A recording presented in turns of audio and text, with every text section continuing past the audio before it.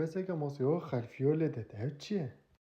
این چهار جماعت وارم چینه بلندترین هتل سریع نرویج بیت یه دنیای جدید سری چیه که گلگه بلند برا سری چیه بس میکه تونو بینی دم والحاسب برا ام هاتی نوی هتل اول هتل بخوال کوپیت کا گاوستا فیلل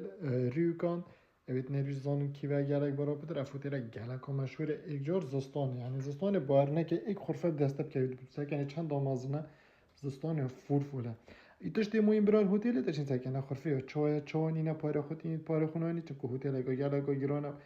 گلگا مشهور النرویج و مروفت گلگت مشهور تاتنویر و وکی ملکی و وکی بیشن اولی از برا ام هاتی مثلا که برا فرقا سر برای خودم بود برا هتل عبدالیم نتش دیمویم یه هتل حمام برا حمام خوش بید پاکش بید از حاجت یعنی تشتی پاکش یه پاکش از جای مره پاچا از برا اول حمام یا فرح بو یا خوش با علامت رود کد بینن امید فایده جیبون یعنی هتل اگه بود گلگ دلیم بو وکی دی بالکون جوی من اول جوی من برا سپیده خورابم سه روشه دیمی ملوی هتل ها سپیده خورابم دیچما در و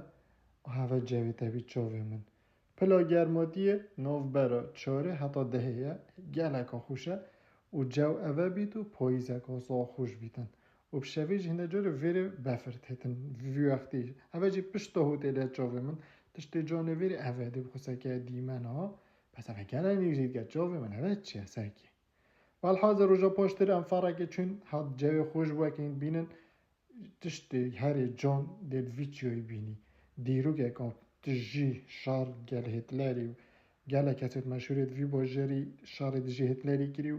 yani bacera ki full historie. Erol aswas yan bay.